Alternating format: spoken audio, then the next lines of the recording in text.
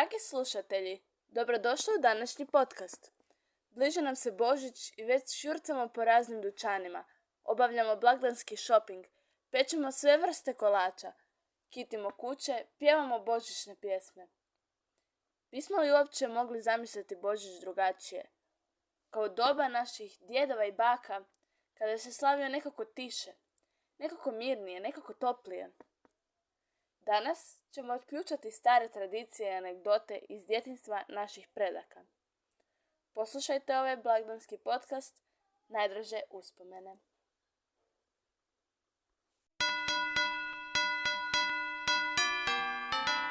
Prije samoga Božića uvijek odrađujemo nekakvu pripremu.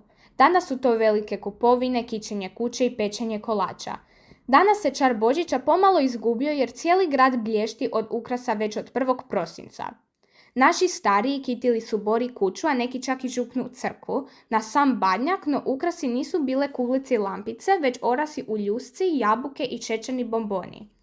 Neki su bili u zlatnoj foliji, a neki bi bili kupljeni čak u Mađarskoj. Kao simbol velike vjere i odraz tradicije pod bor su se slagale jaslice. U nekim bi domovima na badnjak otac ušao s naramkom drva i zaželio svima sretnu badnju večer, te bi nakon molitve Oče naša, Zdravo Marijo i Slava Ocu unio i jelku.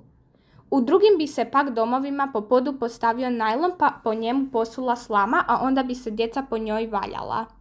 To mnogi pamte kao jedno od najljepših božićnih uspomena.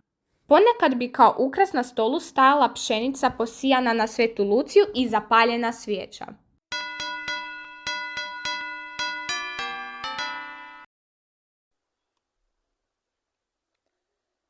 Kaže jedna mudra stara poslovica: blagdani se pamte po ljudima, a prepoznaju po mirisima. Blagdanski je stol oduvijek zauzimao važno mjesto u domovima. O toj bi temi mogla govoriti do idućeg Božića. Počet ću s jelima za badnjak.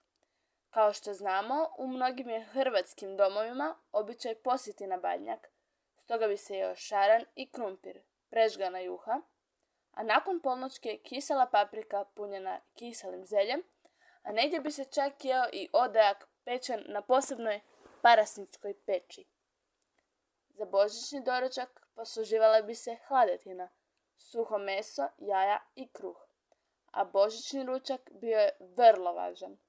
Jelo bi se kiselo zelje, pečeni krumpir i meso ili čak ona tradicionalna purica s mlincima.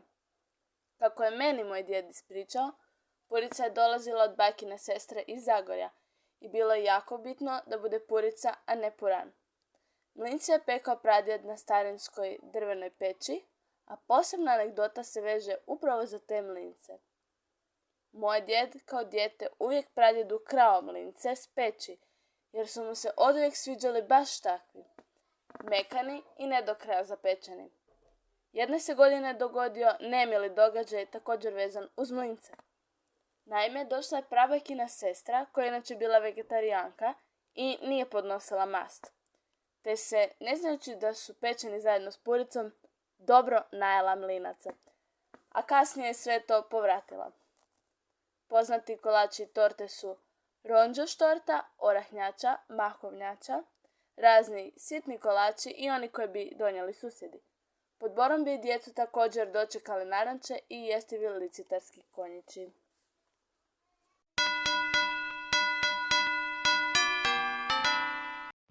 Radost je veća kad se dijeli, a naši su ju stari dijelili sa susjedima, prijateljima i obitelji.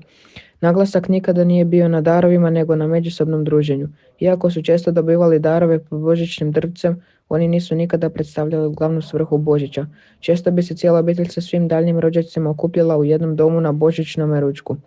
Poslije ručka zajedno bi zapjevali pjesme uz naravno pokoju čašicu vina, a djeca bi se igrala u snijegu kojeg dobro pamte po njegovoj količini i visini koja je znala doseći i do 140 cm. Takav snijeg današnja djeca mogu samo sanjati i zamišljati dok slušaju priče o najljepšem sankanju, konjskim saonicama i života njihovih dragih. Na popisu najdražih božićnih uspomena zasigurno se nalazi to obiteljsko ozračje i zajedništvo.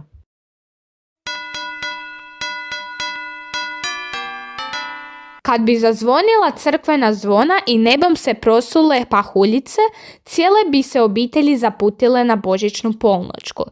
To nije bila samo misa, to je bio događaj godine. Neki su išli i na božićnu misu u 11 sati na sam Božić. U crkvi bi znali pjevati obiteljski bendovi ili čak bendovi prijatelja koji će tek kasnije postati obitelj. Pjesma bi ispunjala i obiteljske domove kao ona Kelemeša Koročojna, Sretan Božić i Nova godina. Neki su odlazili na božićnu predstavu na kojoj bi bio i djed Božićnjak.